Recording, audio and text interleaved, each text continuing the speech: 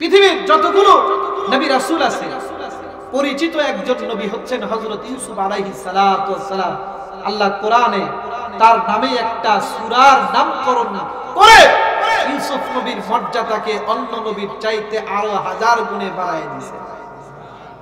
ইউসুফ আলাইহিস সালাতু ওয়াস সালাম ঘটনা আপনি জানেন, তার রূপ সৌন্দর্য দেখে আজিজে মিসরের স্ত্রী জুলাইখা প্রেমে মাতাল হয়ে তার সাথে কামভাব চারিতার্থ হাসিল করার জন্য রুদ্রদ্বার উঠুনির মধ্যে নিয়ে গিয়ে যখন জিনা কুকর্ম করার প্রস্তাব দিল, ইউসুফ আলাইহিস সালাতু ওয়াস সালাম দেখলো এখান থেকে আমার বাঁচার কোনো উপায় নাই, কারণ আমাকে এমন জায়গায় নিয়ে গেছে কিভাবে বাঁচবো।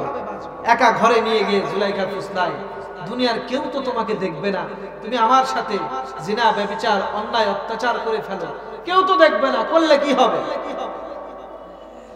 ভাইরা আমার, বন্ধুরা আমার, ভালো করে খেয়াল করেন। এবার যখন জুলাইখা যখন কুপ্রস্তাব দিয়ে দিল, ইউসুফকে বলে, ইউসুফ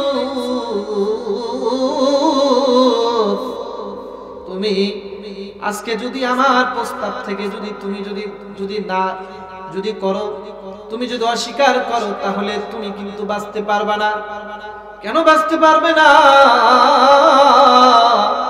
কারণ আমি সকালবেলা হইলে আমি আমার রাজ দরবারে যত মানুষ আছে তাদেরকে ডেকে এনে তোমার নামে অপবাদ দিব। জুলাইখাকে সুযোগ পেয়ে ইউসুফ গোপনে রুদ্রদ্বারের মধ্যে নিয়ে কুপ্রস্তাব দেয়া অন্যায় কাজ করতে যাইছে, তুমি কি করবা? যখন ব্ল্যাকমেইল করা আরম্ভ করে দিল, তাফসীরে কিতাবের মধ্যে বর্ণনা করেন ইউসুফ আলাইহিস সালাতু ওয়াস সালাম যখন কঠিন পরীক্ষার মধ্যে পড়ে গেল, সবগুলো ঘরের দরজাগুলোকে আটকে দিয়ে এবার জুলাইখা যখন কুপ্রস্তাব দেয় আর ব্ল্যাকমেইল করে, ইউসুফ তুমি যদি আজকে আমার প্রস্তাবকে প্রত্যাখ্যান করে তুমি যদি এখান থেকে বের হয়ে চলে যাও, তোমার কিন্তু কখনো রক্ষা নাই। তাই আমার সাথে তোমাকে বিছানায় যেতে হবে, না হয় তোমাকে কিন্তু জেল খাটতে হবে। ইউসুফ পয়গম্বর মনে মনে চিন্তা করে, আমি যেই বিপদের মধ্যে পড়েছি আমারও তো একটা মান সম্মান আছে না নাই? কারণ উনি তো কারীম ইবনে কারীম, উনি তো নবীর সন্তান, নবী। এখন ওনার মান সম্মান গেলে তো শুধু ওনার যাবে না, ওনার 14 গোষ্ঠীর মান সম্মান যাবে কিনা বলেন? আমাদের সমাজের মধ্যে কোন সন্তান যদি অন্যায় কাজ করে ওই সন্তানের শুধু মান সম্মান যায় না, ইজ্জত যায় না, বংশর সহ যায়। ধরে বলেন ঠিক কিনা? এখন ইউসুফ পয়গম্বর চিন্তা করে, আল্লাহ আমার সম্মানের চাইতে আমার বংশের সম্মানের মর্যাদা অনেক গুণে বেশি। এবার জুলাইখা যখন কঠিন পরীক্ষার মধ্যে ফেলে দিয়েছে, এবার তাফসীরে কিতাবের মধ্যে লেখেন, এবার জুলাইখা যখন বলে তুমি আমার সাথে অন্যায় কাজ করে ফেলো, বের হতে পারবে না, কারণ ছাত্রী ঘরের মধ্যে নিয়ে গিয়ে তালা দিয়ে বাড়ি থেকে তালা দিতে বলেছে। চাইলেও যেন জুলাইখাও বের না হতে পারে, ইউসুফ বের না হইতে পারে। এমন বিপদে যখন ফেলে দিচ্ছে, বার ইউসুফ পয়গম্বর মনে মনে চিন্তা করে, এখানে রুদ্রদ্বারের মধ্যে দুনিয়ার কেউ নাই, শুধু আমার আল্লাহ আছে। দেখলে তো আল্লাহই দেখবে। বিপদে পড়ে কখনো কখনো পাপ কাজ করা তো বৈধ হয়ে যায়। ইউসুফ পয়গম্বর এবার মনে মনে কল্পনা করে আর চিন্তা করে, আমি জুলাইখার সাথে খারাপ কাজ করেই ফেলি, তওবা পরে ভালো করে পড়ে নেব, আল্লাহ মাফ করে দেবে। আজকে আমি যদি অন্যায় করি গুনাহ হবে, কিন্তু আমার উত্তরসূরিদের মান সম্মান বেঁচে যাবে। আর আমি গুনাহ না করি তাহলে আমার জিনার অপবাদ পড়বে, শুধু আমার উপর পড়বে না, আমার 14 গোষ্ঠীর উপর পড়বে। এবার ইউসুফ আলাইহিস সালাতু ওয়াস সালাম মনে মনে নিয়ত করে ফেললেন যে জুলাইখার গায়ের মধ্যে হাত দিবে।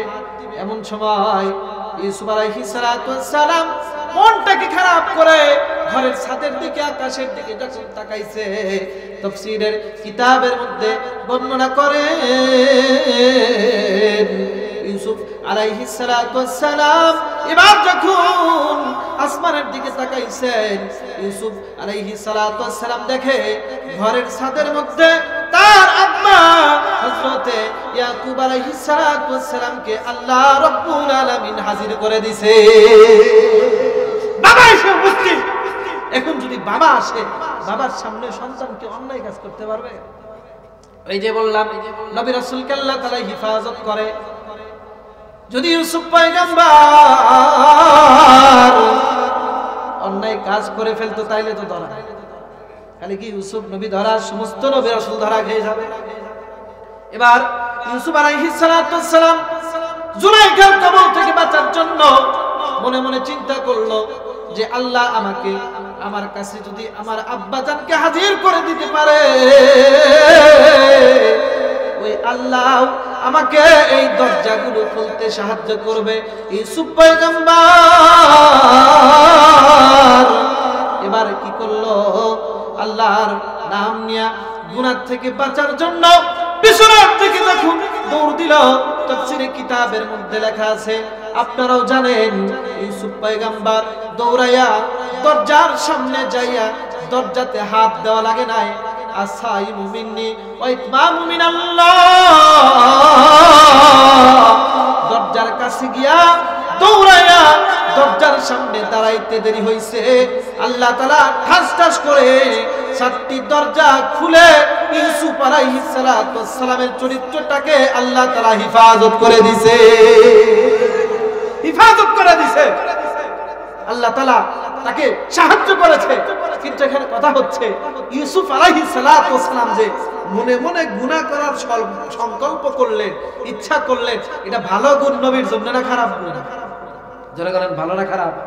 অবশ্যই খারাপ, কারণ সে জিনার নিয়ত করে ফেলছে। এর চাইতে আর জঘন্য কোনো নিয়ত হয়? এখন এই যে নিয়ত মনে মনে করছে, এটা দুনিয়ার কেউ না জানলে কে জানে? যারা বলেন কে জানে? وَيَعْلَمُ خَائِنَةَ الْأَعْيُنِ وَمَا تُخْفِي الصُّدُورُ।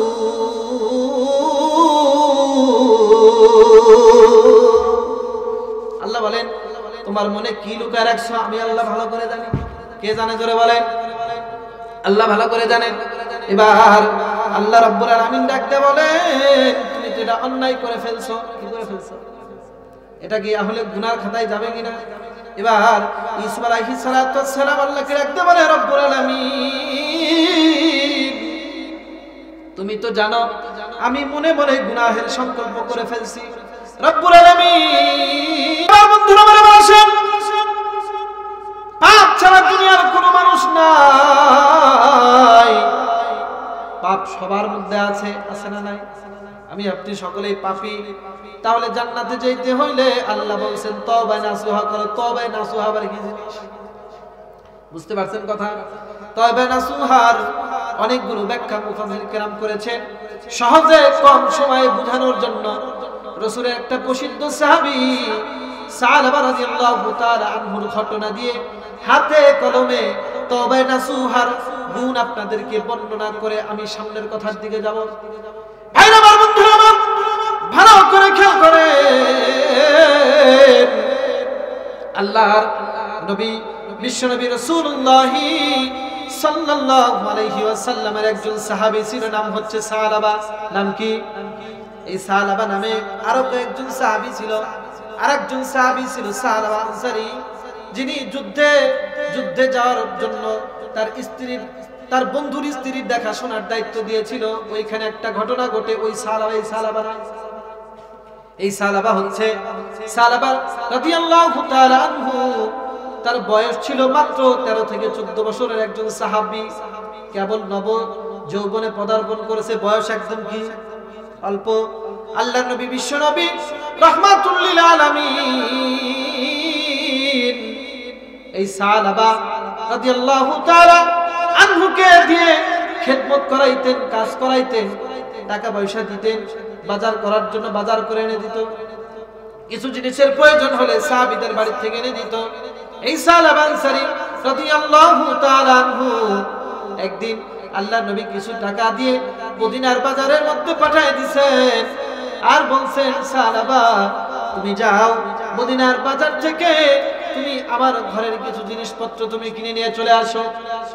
ভাইরা আমার বন্ধুরা হযরত সাহাবা রাদিয়াল্লাহু তাআলা আনহুকে যখন বাজারের মধ্যে পাঠিয়ে দিয়েছে সাহাবা রাদিয়াল্লাহু তাআলা আনহু বাজার করতে গেছে বাজার করছেন বাজার করে আসার পর রাস্তা দিয়ে ফেরার পথে হযরত সাহাবা রাদিয়াল্লাহু তাআলা আনহু উনি কি করছেন ছোট্ট বালক দেখবেন একটা ছোট্ট বাচ্চা রাস্তা যখন চলতে নাই ও কিন্তু কোনো সময় সোজা দিকে তাকায় চলে না একবার ডানে তাকায় একবার বামে তাকায় কই কি হইতেছে দেখতে দেখতে আসে ঠিক কিনা বলেন যেহেতু ছোট মানুষ কেবল যৌবনে পদার্পণ করেছে বুদ্ধির তত পরিপক্কতা আসে নাই হযরত সাহাবা রাদিয়াল্লাহু তাআলা আনহু ডানে বামে তাকাইতে তাকাইতে দেখে একজন মহিলা গোসলখানার মধ্যে গোসল করে সাহাবা রাদিয়াল্লাহু তাআলা আনহু অন্তরের মধ্যে নফসে আম্মারা জাগ্রত হয়ে গেছে অনেক সময় কারণ যুবক যখন থাকে তখন তাদের নারীর দিকে আকর্ষণ কম থাকে না বেশি থাকে জোরে বলেন কম থাকে না বেশি থাকে হযরত সাহাবা রাদিয়াল্লাহু তাআলা আনহু ছোট্ট বালক যুবক এবার আসতে গিয়ে যখন গোসল করা দেখছে একবার দুইবার তিনবার তাকায় তাকায় দেখছে কিন্তু সাহাবা রাদিয়াল্লাহু তাআলা আনহু গোসল করা দেখার পর ওনার মনের মধ্যে আবার চিন্তা হইছে হায় আল্লাহ আমার নবী বলেছেন নবী রাহমাতুল লিল আলামিন বলেছেন যদি কোনো মানুষ যদি কোনো নারীর দিকে বেগানা নারী অথবা উলঙ্গ নারীর দিকে যদি শাহওয়াতের নজরে যদি তাকায় তাহলে এটা জিনাল আইন চোখের জিনা হয়ে যায় আমি কি করলাম আমারে পাঠাইছে আল্লাহর নবী বাজার করার জন্য আর আমি কি করলাম বাজার করতে আইসা আমি জিনার গুনার মধ্যে জড়ায় ফেললাম ওই সময় সাহাবীদের একটা ভয় ছিল যদি কেউ কোনো অপরাধ করত ভালো কাজ করত খারাপ কাজ করত জিবরাইল আমিন ওহী নিয়ে ওই সাহাবীদের ব্যাপারে আয়াত নাজিল করে দিতেন এবার হযরত সাহাবা চিন্তা করে আমি এত বড় গুনাহ করছি এখন এই গুনার কথা যদি আল্লাহ মহান রব্বুল আলামিন জিবরাইল আমিনকে দেয়া যদি আয়াত নাজিল করে আমার বিপক্ষে কোরআন আয়াত নাজিল করে দুনিয়ার কোনো মানুষের তো সাধ্য নাই একবার যদি করুণাবে কোরআনের আয়াত যদি নাজিল হয় ওই আয়াত কি মুছে দেওয়ার মতো পৃথিবীতে কি কোনো বাপের বেটা আছে বলে বলেন এরকম হয় এই যে সূরা কোরআনের মধ্যে ফিরআউনের নাম আছে না নাই কিন্তু ফিরআউনের দোসররা এই দুনিয়াতে আছে না নাই জোরে বলেন আছে না নাই এই যুগে ফিরআউন দেখতে চান নেতানিয়াহুর দিকে তাকান এই যুগের ফিরআউন নেতানিয়াহু কারণ ওই কতিলুনা বানাকুম ওয়া ইস্তাহরিনা নিসাকুম ওয়া ফি যালিকুম বালাউম মির রাব্বিকুম আযীম নেতানিয়াহু যেভাবে এই পৃথিবীতে হত্যাযজ্ঞ চালাইতেছে শিশুদেরকে হত্যা করছে জীবনে অনেক কিছু দেখেছে একটা শিশুকে মারতে কয়টা বুলেটের দরকার হয় ৭১টা বুলেট একটা শিশুর বুকে ঝাঁঝরা করে দিয়েছে এই পাষণ্ড আবু জেহেলের এই নমরুদের এই ফিরআউনের দল ফিরআউন দেখবে এই যে দেখেন ফিরআউন নেতানিয়াহু ফিরআউন আমেরিকার প্রেসিডেন্ট যারা হয় যারা আফগানিস্তানে লক্ষ লক্ষ মানুষকে হত্যা করলো এই যুগের ফিরআউন যুগে যুগে ফিরআউন আছে না নাই যারা বলেন আছে না নাই ফিরআউন যুগে যুগে আসবে যাবে তবে কুল জাল হক ওয়াদাহাকাল বাতিল ইন্নাল বাতিলা কানা যাহুকা হক থাকবে দুর্বল হয়ে তবে বাতিল থাকবে শক্ত হয়ে দিন শেষে দেখা যাবে বাতিল যাইতে 26 মিনিটও সময় লাগে না ঠিক কিলা বলে যারা বলেন রান্না ভাতটা হয়ে যেতে পারে যারা নিজেকে খুব শক্তি মনে করে নিজের শরীরে অঙ্গ দিয়ে আপনি বিচার করে দেখেন আপনার জিহ্বা আর দাঁত দুইটা পাশাপাশি আছে না না কিন্তু এই দাঁত আর এই যে জিহ্বা শক্ত কেটা দাঁতে না জিহ্বা যারা বলেন দাঁতে না জিহ্বা দাঁতে শক্ত কিন্তু কোনোদিন দেখছেন কোন মানুষ বুড়ো হয়ে গেছে জিহ্বা গুলা পড়ে গেছে আর দাঁত গুলো আছে এরকম হইছে তো নরম আগে মরে যাওয়ার কথা ছিল মনে রাখবেন এই পৃথিবীতে কোরআন ওয়ালা মুজাহিদরা দুর্বল দেখতে দুর্বল কিন্তু আসলে আদৌ দুর্বল না কারণ হিজবুল্লাহ একটা মুজাহিদের হাতের উপরে স্বয়ং আল্লাহর হাত, ফাওকা ফাওকা ইয়াদুল্লাহি, আল্লাহ তাআলা তাদের হাতের সাথে, মুজাহিদের হাতের সাথে কার হাত থাকে? আল্লাহর হাত থাকে। এখন এজন্য কোরআনের আয়াত যদি সাহাবার বিপক্ষে যদি নাযিল হয়ে যায়, সাহাবা কি পারবে ওই আয়াত বুঝতে? সাহাবার মনে ভয় ঢুকছে। ভাইরা আমার ভালো করে খেয়াল করেন, হযরত সাহাবা রাদিয়াল্লাহু তাআলা আনহুর মনের মধ্যে যখন ভয় ঢুকছে, সাহাবা এবার মসজিদে নববীর দিকে হাঁটা না দিয়ে উল্টা বেগে হাঁটা দিছে। কারণ আল্লাহর নবীর সামনে গিয়ে এই মুখটা কেমন করে দেখাবে? কারণ যে এই চোখ দিয়া পরনারীর দিকে তাকায়া জিনার গুনাহ করে ফেলছে, এই মুখটা কেমন করে দেখাবে? এবার সাহাবা পিছনের দিকে হাঁটা দেয়। আল্লাহ নবী অপেক্ষমান, আর সাহাবাকে বাজার করার জন্য পাঠাইছি। সাহাবা বাজার করে ঘরে ফেরে নাকে। একদিন যায়, 2 দিন যায়, 3 দিন যায়। সাহাবা আল্লাহর নবীর এমন একজন সাহাবী,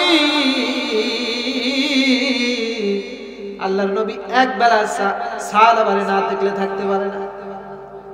আল্লাহর নবী যখন চলতে দেখতে দেখতে 2 সপ্তাহ 20 দিন 21 দিন পার হয়ে গেল, আল্লাহর নবী সাহাবীদের মধ্যে তালপাতাল শুরু করে দেয়া বলল, দেখো দেখো আমার সাহাবী সাহাবাকে বাজারে পাঠাইছিলাম, আমার সাহাবা কই গেল?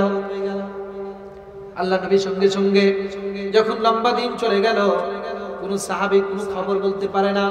যুবক সাহাবী সাহাবা কোথায় গেল কেউ যখন বলতে পারে না। আল্লাহর নবী রাহমাতুল লিল আলামিন সালমান ফারসি রাদিয়াল্লাহু তাআলা আনহু আর হযরত উমর রাদিয়াল্লাহু তাআলা আনহুকে বললেন, যান আপনারা 2 জন গিয়া তাড়াতাড়ি আমার সাহাবী সাহাবাকে যেখানে পারেন আপনারা একটু খুঁজে নিয়ে আসেন। 2 জন সাহাবী খুঁজতে আরম্ভ করে দিল। পাহাড় ধরে জঙ্গলে খোঁজে, কিন্তু সাহাবারে খুঁজে পায় না, সাহাবারে খুঁজে পায় না। খুঁজতে খুঁজতে এক রাখালকে জিজ্ঞাসা করে, রাখাল ভাই, এমন একটা 13-14 বছরের একটা ছেলে, যুবক, কেবল নবযৌবনে পদার্পণ করেছে, এমন একজন যুবককে কি আপনাদের চোখে পড়েছে, দেখছেন কি কোথাও যাইতে? রাখাল বলে, হ্যাঁ এরকম বয়সের একটা যুবক, প্রায় 2-3 সপ্তাহ হয়ে গেছে, ওই যে পাহাড়ের উপরে একটা গর্ত আছে, গর্তের মধ্যে ঢুকে ঢুকে শুধু গুগড়ায় গুগড়ায় কাঁদে, কোনো কথা বলে না, চোখের পানি দিয়ে বুক ভেসে যায়। 1 দিন 2 দিন 3 দিন না খেয়ে থাকে, কিচ্ছু খায় না, আর চোখের পানি ফেলে কাঁদে আর কাঁদে, কেঁদে কেঁদে প্রায় মৃত্যুর উপক্রম হয়ে গেছে। আমি মাঝে মধ্যে গিয়া গিয়া 1 গ্লাস দুধ তারে খাওয়াই দিয়ে আর সে খেয়ে ওখানে পড়ে আর কাঁদে। সাহাবী হযরত সালমান ফারসি আর হযরত উমর 2 জনের বোঝা বাকি নাই, ওইটাই আমাদের সাহাবা হবে। সাহাবীরা 2 জন দৌড়ায় চলে গেছে, গিয়ে দেখে সাহাবা রাদিয়াল্লাহু তাআলা জমিনের মধ্যে প্রায় মৃত্যুর উপক্রম এরকম অবস্থায় পড়ে গেছে। চিন্তা করেন, একটাবার নারীর দিকে দৃষ্টি করেছে, কত অনুতপ্ত হয়েছে। 21 দিন হয়ে গেছে, গর্তের মধ্যে পড়ে আছে, খাওয়া নাই, দাওয়া নাই, ঘুম নাই, শুধু পড়ে থেকে শুধু গুনার জন্য তওবা করতেছে। হযরত সালমান ফারসি আর হযরত উমর এবার সাহাবাকে ডাক দেন, সাহাবা চলে যায়। আল্লাহর নবী তোমার দেখা কবে থেকে দেখে না, আল্লাহর নবী তোমার জন্য পাগল হয়ে গেছে, তুমি তাড়াতাড়ি চলে যাই, তুমি যাইতে দেরি হইলে তোমার চোখের পানি ফুরে যাবে, আমার দয়ার নবীরও কিন্তু চোখের পানি ফুরে যাবে। ও সাহাবা চল ভাই চল, আল্লাহর নবী তোরে খোঁজার জন্য আমাদের কাছে পাঠিয়েছে। সাহাবা ডুকরে ডুকরে কান্দে আর বলে, ও ভাই আপনি তো বলতেছেন আমি আল্লাহর নবীর কাছে যাইতে, কিন্তু আমি এমন একটা গুনাহ করেছি, এই মুখটা আমি কেমন করে দয়ার নবীকে দেখাবো? এই মুখটা যদি আমি আল্লাহর নবীকে দেখাই, জিনাকারের গুনাহ নিয়ে নবীর সামনে কেমন করে দাঁড়াবো? আমি এই মুখটা আল্লাহর নবীকে দেখাইতে পারবো না। সাহাবা বলে, এবার তোমরা কাজ করো, আল্লাহর নবীর কাছে গিয়া আগে বলো আপনার আদরের পিচ্চি সাহাবী সাহাবা বাজার থেকে আসার সময় একটা পরনারী উলঙ্গ নারীর দিকে তাকাইছে, আল্লাহ তার গুনাহটা মাফ করবো কিনা? হযরত উমর বেগে দৌড় দেয় রাহমাতুল লিল আলামিনের দরবারে গিয়া দয়ার নবীকে ডাকতে বলে রাহমাতুল লিল আলামিন আপনার সাহাবী সাহাবা বলতেছেন সে এত বড় গুনাহ করেছে, গুনাহ লজ্জিত হয়ে আপনার সামনে আসতে চায় না। ও নবী আপনি একটু বলে দেন আপনার সাহাবীর তওবা আল্লাহ কবুল করবে কিনা। নবী আরবি বলে আমার সাহাবাকে জলদি আমার দরবারে ডেকে আনো। মান ক্বালা লা ইলাহা ইল্লাল্লাহ দাখালাল জান্নাহ, যদি কোন ব্যক্তি একবার যদি কালেমা পড়ে আল্লাহ তার পিছনের জীবনের গুনাহ মাফ করে আল্লাহ তাআলা তাকে আল্লাহর জান্নাতের মেহমান বানায় দিবে। যাও যাও তাড়াতাড়ি নিয়ে আসো। সাহাবীরা এবার সাহাবাকে বলে যাও সাহাবা তোমাকে আল্লাহর নবী স্মরণ করেছেন, তুমি তাড়াতাড়ি যাও, আল্লাহর নবী তোমার জন্য অপেক্ষমান। সুবহানাল্লাহ জোরে বলে। ও ভাই ভালো করে কথাগুলো শুনেন। এবার সাহাবাকে নিয়ে আল্লাহর নবী দরবারে আসলো। আল্লাহর নবী বসা ছিল, সঙ্গে সঙ্গে সাহাবাকে দেখে দাঁড়ায় গেল। সাহাবাকে বুকের মধ্যে নিয়ে আল্লাহর নবী চুমা দেয়। চিন্তা করেন কত বড় খুশনসিব সাহাবা, রাহমাতুল লিল আলামিনের বুকের মধ্যে যার জায়গা হইল তার কপাল ভালো না খারাপ? যারা বলেন ভালো না খারাপ? শুধু ভালো নাকি মহা ভালো? এবার সাহাবা রাদিয়াল্লাহু তাআলা আনহুকে বুকের মধ্যে নিয়ে আল্লাহর নবী কপালে চুমা খায়, ঠোঁটের মধ্যে চুমা খায়। আর সাহাবাকে বলে ও সাহাবা তুমি কি মনে করেছো তুমি যে গুনাহ করেছো তোমার গুনার চাইতে বুঝি আল্লাহর দয়া ছোট হয়ে গেছে? সাহাবাকে কোলের মধ্যে নিয়ে উপদেশ দিতে না দিতেই আল্লাহ তাআলা রূহুল মালাইকা জিবরাইল আমিনকে আল্লাহর নবীর দরবারে আল্লাহ তাআলা পাঠিয়ে দিয়েছে। এবার সাহাবা আল্লাহ নবীকে আল্লাহর দরবারে পাঠিয়ে দেওয়ার পর জিবরাইল আমিন ডাকতে বলে ইয়া রাসূলুল্লাহ ইয়া হাবিবাল্লাহ আপনি একটি খোঁজ খবর নেন, আল্লাহ তাআলা আপনার সাহাবা তওবা নাসুহা তওবাটাকে আল্লাহ এত পছন্দ করেছেন, এই তওবা এত পছন্দ করেছেন যে আল্লাহ তাআলা সাহাবার গুনাহ খাতা maaf করে আল্লাহ তাআলা সাহাবার নামে আল্লাহ একটা জান্নাত লিখে দিয়েছে। চিন্তা করেন ঘটনা তো শুনলেন খুব মজায়, কিন্তু তবে না হবে যে একটা গুনাহ করছে 21 দিন না খেয়ে করতে তওবা করছে, একেবারে তওবা। কিন্তু আপনি তওবা করবেন যে আল্লাহ জীবনে কোনোদিন মিছা কথা কমু না, এই কথা কইতে কইতে বিকাল বেলা আবার 3 বার মিছা কথা, এটারে তওবায় নাজুহা বলে না, এটাকে তওবা বলে না। তওবা বলে আল্লামা ইকবাল বলেন বাজা হর ইচ্ছে হাস্তি বাজা। তওবা মানে গুনাহ থেকে ফিরে রবকে রব মেনে আল্লাহকে আল্লাহ মেনে আল্লাহর গোলাম হয়ে যান না। কিন্তু দেখেন ভাই তওবা করলাম আজকে করলাম 2 দিন ভালো থাকি তারপরে আবার গুনাহ করি, ভাই কি হয় না? এটা দুনিয়ার সব মালা লাভ নগো না আমাগো সবাই। তওবা করলে কোরআন হাদিসের কথা শুনলে দিন মানলে সবকিছু করলে কিছুক্ষণ মনটা খুব ভালো থাকে, নামাজ কামাই দিতাম না, আল্লাহ বিল্লাহ করতাম, দোয়া দরুদ পড়তাম, কোরআন পড়তাম, মন নরম হয় কি হয় না? কিন্তু 2 দিন পর গেলে কি আর ওই মন আর থাকে? বাপ মূল্যে দেখবেন মসজিদে 2-1 দিন খুব হাজিরা দেয়, এরপরে 40 দিন 1 মাস 3 মাস হলে আর কোনো খবর নেই। কিন্তু যদি এইভাবে জীবন চলতে থাকে গুনার জীবন, যদি এমন অবস্থায় মৃত্যু কখন আসবে দুনিয়ার কেউ জানে না, তো গেলেন মইরা তাহলে জান্নাত কি পাওয়ার সম্ভাবনা আছে? তাহলে কি করবেন? এইজন্য আপনাদের এমন একটা তওবা আমি শিখাই দেব, এমন একটা ইস্তেগফার শিখাই দেব, একটা গুনাহের কারণে 21 দিন গর্তে নিজেকে আটকায় তওবা করার দরকার নাই। সকালে একবার পড়বেন, বিকালে একবার পড়বেন, সকালে একবার পড়বেন, এমন তওবা এমন ইস্তেগফার ওই দিন মারা গেলে আল্লাহ তাআলা আপনারে বিনা হিসাবে জান্নাতে দিয়ে দেবেন। साहिल से लगा दे मुझे इश्कों की सफीना,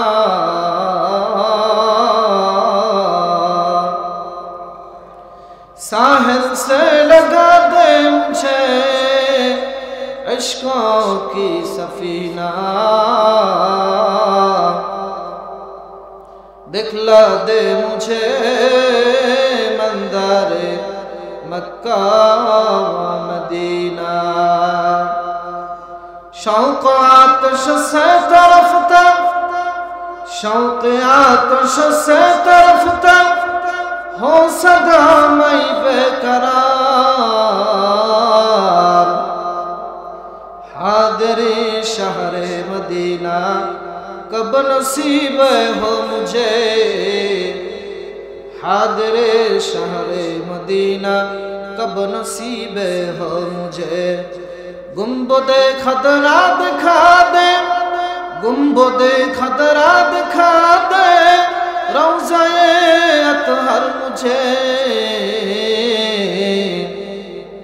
दरमियाने कब्र मिंबर गिरगिरानी दे मुझे, दरमियाने कब्र मिंबर गिरगिरानी दे मुझे।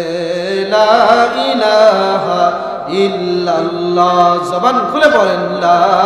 এই বক্সটা আমার দিকে ঘুরায় দেন, এই বক্সটা ঘুরায় দেন, এটা একটু হালকা ঘুরায় দেন জোরে। লা ইলাহা ইল্লাল্লাহ, লা ইলাহা ইল্লাল্লাহ, লা ইলাহা।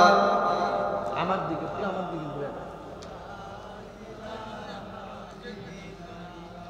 জোরে। লা ইলাহা ইল্লাল্লাহ, লা ইলাহা।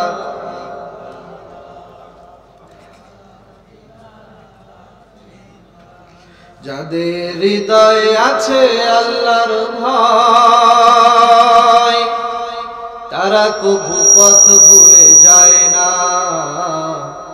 আল্লাহর প্রেম ছাড়া এই দুনিয়ায় কারো কাছে কোনো কিছু চায় না। যাদের হৃদয়ে আছে আল্লাহর ভয়, তারা কবু পথ ভুলে যায় না।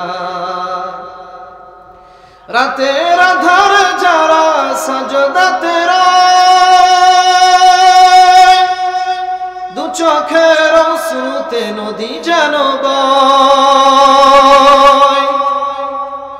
রাতের আধার যারা সাজদাতে রয়, দু চোখের অশ্রুতে নদী যেন বয়।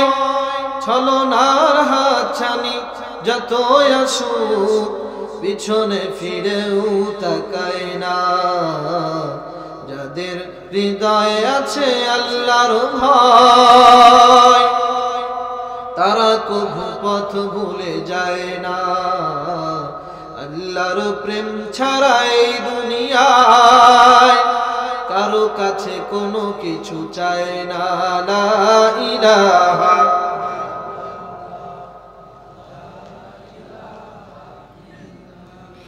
লা ইলাহা ইল্লাল্লাহু মুহাম্মাদুর রাসূলুল্লাহ। আলহামদুলিল্লাহ, ঐতিহ্যবাহী রতনগঞ্জ কেন্দ্রীয় জামে মসজিদের উদ্যোগে আয়োজিত ষষ্ঠ বার্ষিকী আজকের আয়োজিত তাফসীরুল কোরআন মাহফিলের উপস্থিত শ্রদ্ধাভাজন সম্মানিত সভাপতি সাহেব, উপস্থিত আছেন প্রধান অতিথি, বিশেষ অতিথি, অত্র এলাকার গণ্যমান্য মুরিব্বান ইকরাম, জাতির শ্রেষ্ঠ সন্তান হযরতে উলামায়ে কেরাম। আমার সামনে উপবিষ্ট আছেন বিভিন্ন অত্র এলাকার বয়োজ্যেষ্ঠ মুরব্বী, সমবয়সী যুবক বন্ধুগণ, স্নেহের কচি কাঁচা শিশু বাচ্চারা, আর অবস্থান করতেছেন পর্দার অন্তরালে আমার আদরের দোয়ার খনি সম্মানিতা আম্মা জানেরা। সর্বপ্রথম মহান রব্বুল আলামিনের আলিশানের দরবারে শুকরিয়া জ্ঞাপন করি যে মহান রব্বুল আলামিন আমাদেরকে প্রচন্ড শীতের তীব্রতা কিছুটা কমিয়ে আমাদেরকে সুস্থ সবল রেখে হায়াতে তয়্যিবা দান করে পৃথিবীর অগণিত অসংখ্য মানুষ থেকে আল্লাহ তাআলা ছাঁটাই এবং বাছাই করে তার বিশেষ মর্যাদা দুনিয়াতেই জান্নাতের মেহমান, জান্নাতের বাগানের মেহমান হিসাবে আমাদেরকে কবুল করেছেন। এই জন্য আমরা সকলেই দিল ভরা মোহাব্বত নিয়ে, ভালোবাসা নিয়ে মহান রব্ব করিমের দরবারে লক্ষ কোটি শুকর এবং সুজুদ আদায় করছি। সকলেই ভক্তি ভরে মোহাব্বত নিয়ে কণ্ঠের আগাকে উদিত করে সকলেই সমস্বরে পড়ুন আলহামদুলিল্লাহ।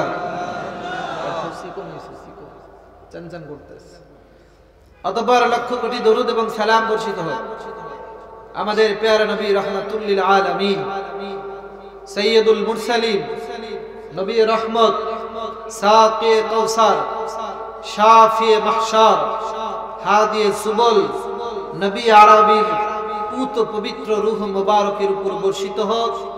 সকলেই মোহাব্বত নিয়ে, ভালোবাসা নিয়ে সোনার মদিনায় দরুদ এবং সালামের হাদিয়া পেশ করছি। সকলেই পড়ে নিই সাল্লাল্লাহু আলাইহি ওয়াসাল্লাম। আপনারা মন খারাপ না করে মনে মনে দোয়া করেন। একটা হাদিসের মধ্যে আছে, ইন্না শাইতানা ইয়াজরি মিন বানি মাজরাদ দাম। শয়তান, আল্লাহ তাকে এত ক্ষমতা দিয়েছেন যে মানুষের রগের শিরা উপশিরা যেটা এত ক্ষুদ্র যে মানুষ খালি চোখে দেখতে পারে না, ওইখান দিয়েও শয়তান যাওয়ার ক্ষমতা আছে। এখন শয়তান যদি মানুষের এই শিরা উপশিরা দিয়ে যদি প্রবেশ করতে পারে, তাহলে শয়তান কি কারেন্টের তারের ভিতর দিয়ে যাইতে পারবো না? ধরে বলেন পারবো কি পারবো না? এই জন্য শয়তান তাড়ানোর দরকার আছে না নাই? আপনারা কি সকলেই আজকে সারাদিন রোজা রেখা ইফতার না করেই কি আজকের মাহফিলে আপনারা আসছেন? ধরে বলেন আসছেন? তাহলে কি আপনাদের মন খারাপ, অসুস্থ? তাহলে যদি সুস্থ মানুষের আওয়াজ তো এরকম হওয়ার কথা না। এই জন্য ভাই আসেন আমরা শুরুতেই একবার শয়তান তাড়ায় নেই, কারণ যেখানে আল্লাহর তাকবীরের আওয়াজ দেয় মানুষ শয়তান আর জিন শয়তান কেউই থাকে না। জোরে বলেন আল্লাহু আকবার। এই জন্য ভাই শয়তান তাড়াবেন তো ইনশাআল্লাহ? রেডি আছেন? রেডি আছেন? লিল্লাহি তাকবীর। আল কোরআনের আলো ঘরে ঘরে জালো, লিল্লাহি তাকবীর। ভাইরা আমার, বন্ধুরা আমার, সময় খুব কম, এই জন্য লম্বা চওড়া কথা না বলে আমরা সরাসরি আলোচনাতে চলে যাই। আজকে দুনিয়াতে আমরা যে হায়াত পেয়েছি, এই হায়াতটা আল্লাহ তাআলা আমাদেরকে দান করেছেন মানুষের জীবনের সবচেয়ে বড় নিয়ামত, নাকি? কারণ পৃথিবীতে যত নিয়ামত আছে, সূর্যের আলো, বাতাস, আগুন, পানি, যত নিয়ামত দেখেন, হায়াত যদি না থাকে কোন মানুষ কি এই নিয়ামতগুলো ভোগ করতে পারে? আমার কথার উত্তর দেন, ভোগ করতে পারে? পারে না। মানুষের জীবনে সবচাইতে বড় নিয়ামত হচ্ছে হায়াত। কিন্তু আল্লাহ তাআলা আমাদেরকে হায়াত কেন দিয়েছেন?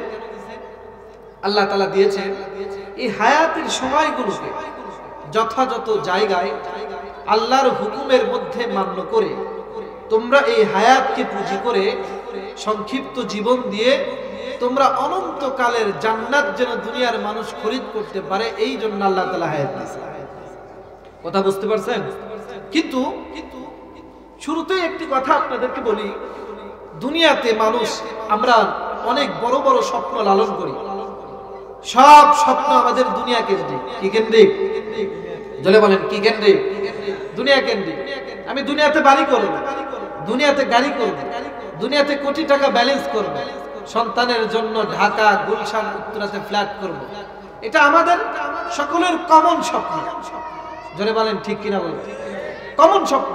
কিন্তু আমাদের মধ্যে যত মানুষ আমরা আছি, কোন মানুষ কি বলতে পারবো আমাদের সকলের কমন স্বপ্ন আর জান্নাত আল্লাহ আমাদের জন্য কয়টা বানাইছে? জোরে বলেন কয়টা? 8টা। এই 8টা জান্নাতের মধ্যে সর্বশ্রেষ্ঠ জান্নাতের নাম কি? জান্নাতুল ফিরদাউস। কেউ কি কখনো আমরা স্বপ্ন দেখছি যে জান্নাতুল ফিরদাউস, যেটা পৃথিবীর সবচাইতে দামি জান্নাত, ওই জান্নাতে আমি থাকি, ওই জান্নাতে আমার একটা বাড়ি হোক, এরকম কি এখানে কেউ আছেন? স্বপ্ন দেখেছি বা স্বপ্ন দেখি, এরকম কি কেউ আছেন? তাহলে একটা কথা আপনাদেরকে বলি, একজন মুমিন হিসাবে আমাদের তো উচিত ছিল প্রত্যেকের কমন স্বপ্ন হবে দুনিয়ার বাড়ি গাড়ি ক্ষণস্থায়ী, এগুলো একদিন আছে, থাকবে না। তো আমার স্বপ্ন হবে আল্লাহর দেওয়া নিয়ামতের সবচাইতে অন্যতম বড় নিয়ামত জান্নাতুল ফেরদাউসে যেন আমার একটা বাড়ি হয়। কিন্তু আমরা কেমন মানুষ, দুনিয়ার 5 তলা বিল্ডিং দেখে সাধ হইল ওই বিল্ডিং আমার হোক, কিন্তু এত এত এত জান্নাতের উপর ঈমান আনলাম, জান্নাতুল ফেরদাউসের আমি মালিক হই, এটার তো কি আমরা স্বপ্ন দেখলাম না? তাহলে কি আমি আপনি এই পৃথিবীতে সর্বোচ্চ পর্যায়ের মুমিনের মধ্যে গণ্ড মূর্খ এবং যালুমান জাহুলা, আল্লাহ যে মানুষকে সর্বোচ্চ মূর্খ গাধা গর্দব বলেছেন, আমরা কি তাহলে গাধার গর্দবের তালিকার মধ্যে কি নই? কথা কি বুঝতে পারছেন আমার কথা? মুমিনের উচিত ছিল আমার জীবনের সবচেয়ে বড় স্বপ্ন হবে আমি যেন আল্লাহর জান্নাতুল ফেরদাউসের মালিক হই। এজন্য ভাই, আল্লাহর জান্নাতুল ফেরদাউসে কি আমরা কি যাইতে চাই? যাইতে চাই। আল্লাহ তাআলা আমাদের সকলকে কবুল করুন, বলো না আমিন। আল্লাহ আপনাদের জান্নাতে প্রত্যেককে একটা করে বাড়ি দান করুন, বলো না আমিন। কিন্তু এই জান্নাতে যদি যাইতে হয়, তাহলে যদি কোনো মানুষের শরীরে কবিরা গুনাহ বা সগীরা গুনাহ অসংখ্য থাকে, ওই মানুষ কি আল্লাহর জান্নাতে যেতে পারবে? জোরে বলেন, পারবে? এবার আসেন, আমরা সকলেই জান্নাতে যেতে চাই, কিন্তু আমাদের জীবনে ছোট বড় চলতে ফিরতে গুনাহ আছে না নাই? জোরে বলেন, আছে না নাই? সকলের আছে। যে বয়ান করতেছে তারও আছে, শ্রোতা যারা তাদেরও আছে, মাইকওয়ালারও আছে, প্রধান অতিথিরও আছে, বাইতুল্লাহ কাবা শরীফের ইমাম সাহেবেরও গুনাহ আছে। কিন্তু কথা হচ্ছে, গুনাহ যদি আমাদের থাকে তাহলে জান্নাতে আমি যাব কিভাবে? আমার জান্নাতে যাওয়ার প্রতিবন্ধকতা একটাই, আমার শরীরে গুনাহ আছে। এবার আসে মানুষের জীবনে হায়াতে আল্লাহ তাআলা পৃথিবীতে আমাদের যত মানুষ তৈরি করেছে, এগুলো প্রথমত 3 প্রকারে বিভক্ত করা যায়। এক, যাদের শরীরের মধ্যে কোনো গুনাহ নাই। জোরে বলেন সুবহানাল্লাহ। তারা কারা? পৃথিবীতে নবী আদম তাক মুহাম্মদুর রাসূলুল্লাহ, সকলেই বলেন সাল্লাল্লাহু আলাইহি ওয়াসাল্লাম পর্যন্ত যত মানুষ আছে, যত নবী আছে, 1,24,000 পয়গম্বর, নবী এবং রাসূল, তাদের শরীরে কি কোনো গুনাহ আছে ভাই? আহলে সুন্নাত ওয়াল জামাতের আকীদা, নবীদের ছোটখাটো কিছু ত্রুটি হলেও আল্লাহ তাআলা তাদের তওবা এবং অনুশোচনার বদলে আল্লাহ তাআলা তাদের গুনাহ তো বলা যাবে না, ভুলগুলোকে আল্লাহ তাআলা অগ্রিম ক্ষমা করে দিয়েছে। নবীদের গুনাহ নাই। দ্বিতীয়ত, কিছু মানুষ আছে যাদের পুরাই গুনাহ, কোনো নেকি নাই। কেন? পৃথিবীতে যত হিন্দু, বৌদ্ধ, খ্রিস্টান, চারাল, যত বিধর্মী আছে, তাদের শরীরেতে কি কোনো নেকি খুঁজে পাওয়া যায়? জোরে বলেন, পাওয়া যায়? যায় না। এবার 3 নাম্বার কোয়ালিটির গুণ হচ্ছে, কিছু মুমিন পৃথিবীতে আছে যাদের শরীরে গুনাহ আছে, যাদের শরীরে নেকিও আছে। কিন্তু নেকি যদি থাকে, সাথে গুনাহ যদি থাকে, একটি গুনাহ কবিরা যদি হয়, একটি গুনাহ আমাদের জীবনে জান্নাতে যাওয়ার প্রতিবন্ধক তৈরি করার জন্য যথেষ্ট। আপনিই বলুন, পৃথিবীতে যত মানুষ আছে, তাহলে কি আমরা কেউ আল্লাহর জান্নাতে যাওয়ার যোগ্যতা এবং জান্নাতে যাওয়ার মতো সামর্থ্য কি পৃথিবীর কোন মানুষ, নবী রাসূল বাদে, সাহাবারা বাদে, পৃথিবীতে আছে বলে কি আপনাদের মনে হয়? তাহলে বলবো যে ভাই, যদি আমাদের যদি পৃথিবীতে যদি গুনাহ মুক্ত যেহেতু হওয়ার কোনো সম্ভাবনা নাই, তাহলে কি আমাদের কপালে আল্লাহ জান্নাত লাগে নাই?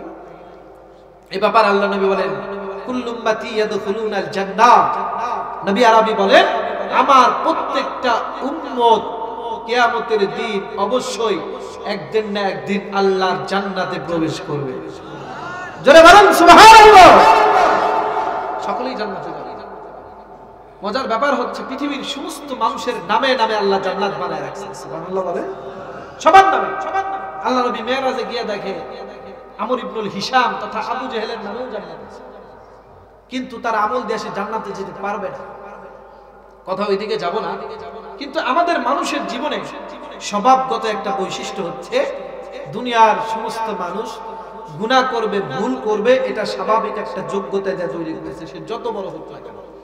এই বিষয়টা বুঝাইতে গিয়া, এটা যে দোষ না, এটা মানুষের গুণ।